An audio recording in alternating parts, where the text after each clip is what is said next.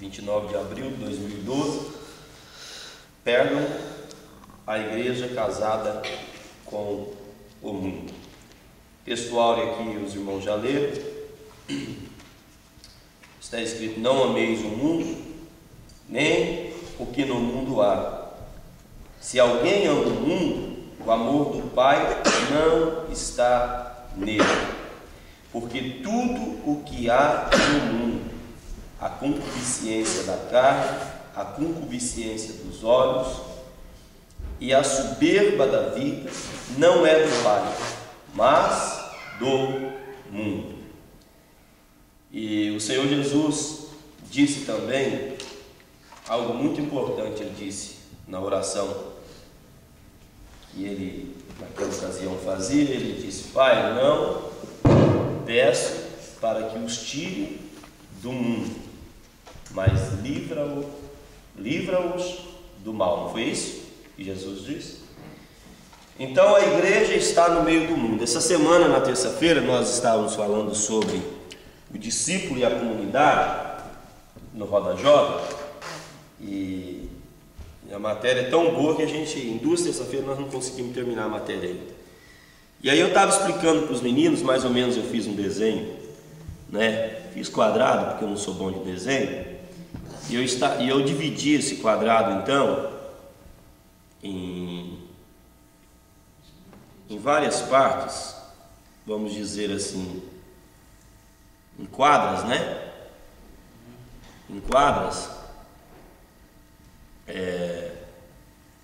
E nós colocamos nesse quadrado, que esse quadrado fosse a comunidade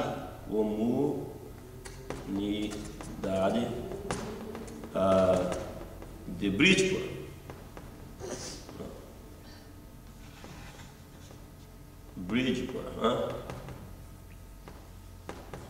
A comunidade de Bridgeport.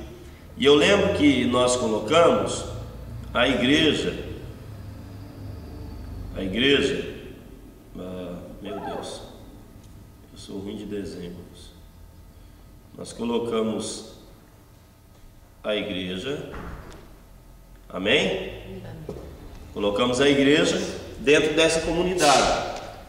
E também dentro da comunidade que nós colocamos a igreja, eu lembro que eu coloquei a casa de alguns dos jovens, não é? Dentro desta cidade. Mas colocamos também o hospital, colocamos aquela penitenciária que tem, né? Aquele presídio. O irmão José já trabalhou lá, né?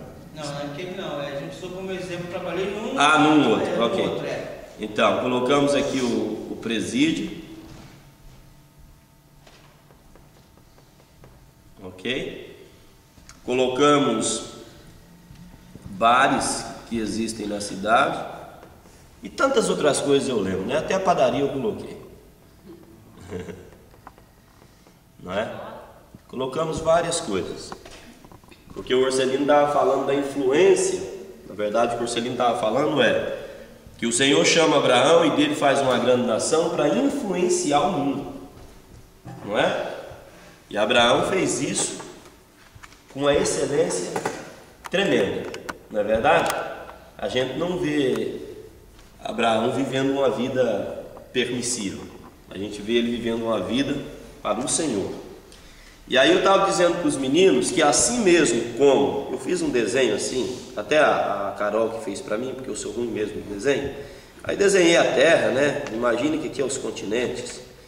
Aí desenhei a terra e depois nós desenhamos. Você fez uma mão agora aí, ué?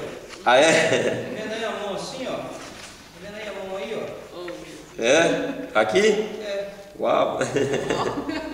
Aí desenhamos aqui o sol, sabe? Desenhamos um sol e esse sol ilumina a terra, não é? Esse sol ilumina a terra.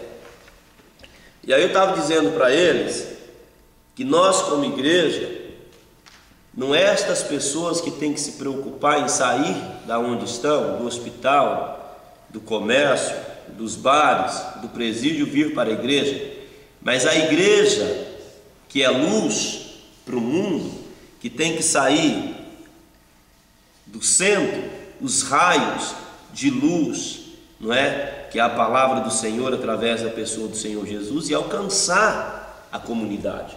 Então a responsabilidade da igreja, quando ela está plantada numa comunidade, é alcançar esta comunidade.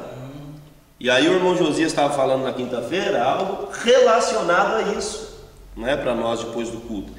Então o que está acontecendo? Está acontecendo o seguinte: até estão saindo, mas estão saindo como aquela pregação que nós ouvimos outro dia aqui, estão saindo com um véu sobre seu rosto e não quer se apresentar mais na sociedade como cristão, e quando se apresenta já fala: eu não sou perfeito. Por quê? Para tirar toda e qualquer responsabilidade de servir a Deus. Não é assim?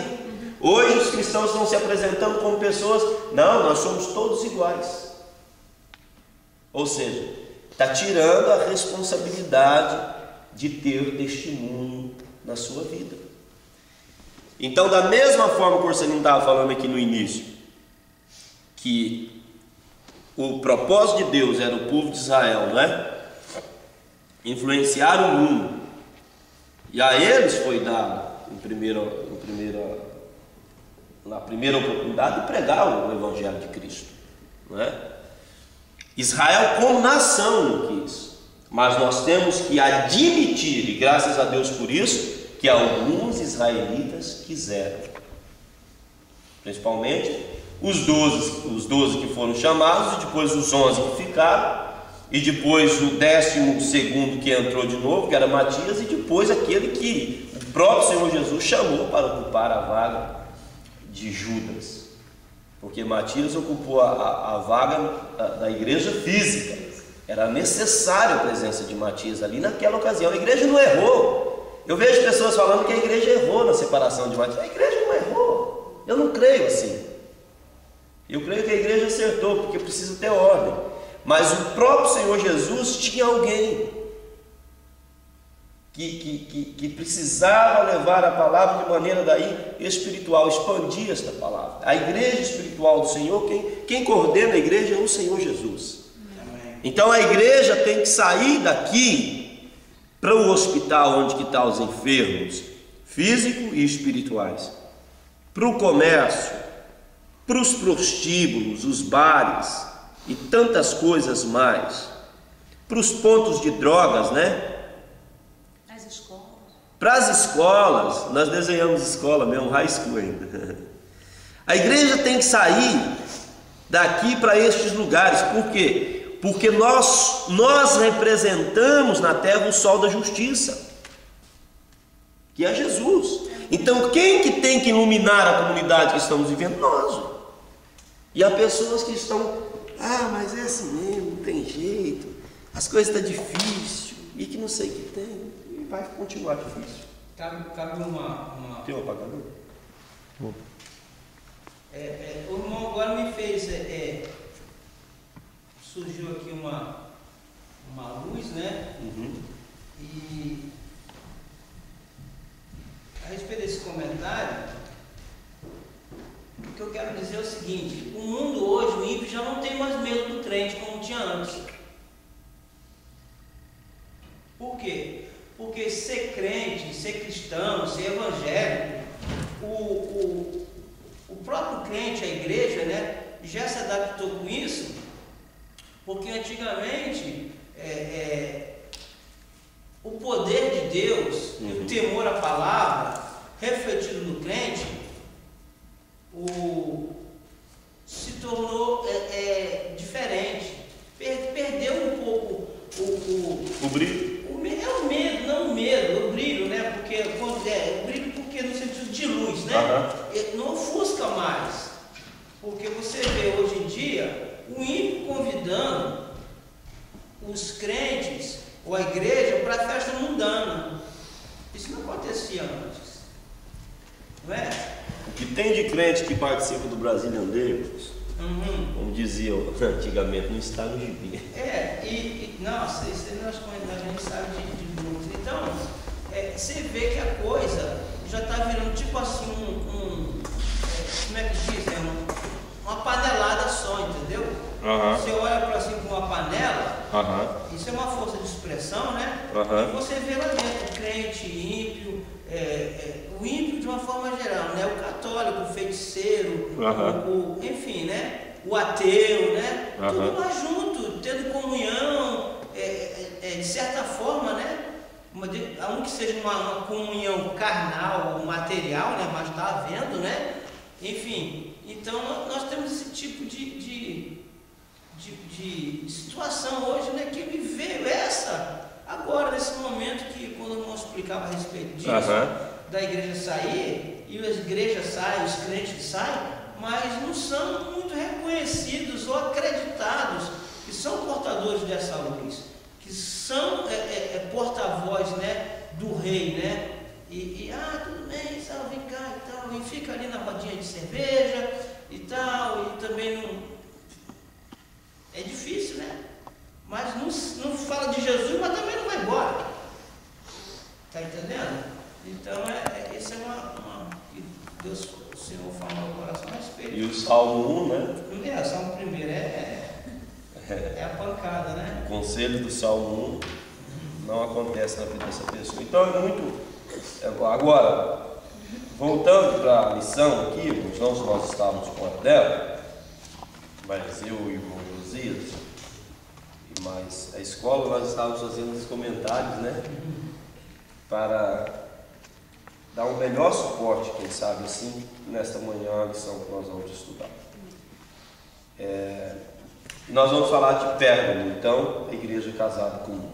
Então Jesus ora dizendo: Pai, não os peço que os tire do mundo, mas livra-os do mal. E a verdade prática eu achei muito lindo, Porcelino meu. Só há um modo de a igreja de Cristo destronar a Satanás, manter a Deus no trono e combater a apostasia com a espada do Espírito. Efésios 6, não é? Que fala sobre a armadura de Deus. Aí eu fiz esse desenho aqui, e aqui imagino vocês que isso é a igreja.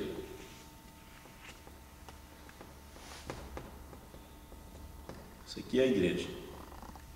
Nós temos aqui quanto? Vamos contar. 1, 2, todo mundo. 2, 3, 4, 5, 6, 7, 8, 9, 10. Então nós temos a totalidade de 100%. É isso? Ok. A igreja está com proposta de casamento ou casada com o mundo por causa de algo que está acontecendo dentro da igreja. E interessante notar isso, não sei se os irmãos vão concordar, mas ao longo da lição os irmãos vão concordar comigo, que é a sutileza e como é que fala aquela palavra? Perspicácia. É isso mesmo. Que o diabo usa e adentra dentro da igreja, no centro da igreja, principalmente em áreas essenciais para o crescimento da igreja, que é o ensino da palavra de Deus, e espalha pequenas porções de veneno. Deixa eu falar uma coisa para os irmãos. Um copo de água desse, alguém disse isso aqui, um copo de água desse cheio, para me matar, se for um veneno bom, precisa de quantas gotas? Talvez 3. Talvez não menos, né? Talvez. Existe um veneno que a gente usa na guerra, que uma gotinha dela, numa caixa d'água, ele mata uma quantidade de pessoas. Não, uma caixa d'água com uma gota, você vê a proporção, né? Uau! Então, isso que a gente usava é treinamento militar, né? E também tem um outro exemplo, né, que a gente tem uma experiência, é o veneno de rato, né? Assim, grossamente falando, o veneno de rato, ele tem uma proporção, ele, vamos dizer assim, ele tem 10% de veneno, o resto é tudo coisa boa. Entendeu? Sei. 10%? É mais ou menos. Então vamos tirar 10%. Ok. Se nós aqui temos a casa, né? Eu não sei como falar a palavra, de 100%. Imagina você que esta igreja, ela na sua totalidade, ou quase na sua totalidade, vem ensinando o que é correto, o que é certo, o que é real, que é a palavra de Deus. Amém? Palavra de Deus. Só que a influência e a falta de direção em alguém que é importante na igreja, que nós nunca podemos deixar de ter, que é o anjo da igreja, e depois a própria igreja. E aqui eu estou dizendo irmãos. É assim, não é? Não atentando para algo que é real, que é a palavra de Deus, deixa-se influenciar. Então, estes elementos aqui têm que ser guardião de todo o corpo. Deixa-se influenciar. Então acontece de vir o quê? Nesta totalidade, imagine vocês, uma seita, ela não prega 100% de verdade, um grupo herético, mas prega 90%. 90% é tudo verdade. 90% é exatamente como eu e você cremos. 90% é exatamente como eu e você pregamos. O problema da igreja estar se aliando ao mundo é porque a heresia está entrando dentro da igreja. Quando a heresia entra, tira o compromisso do cristão da verdadeira palavra de Deus.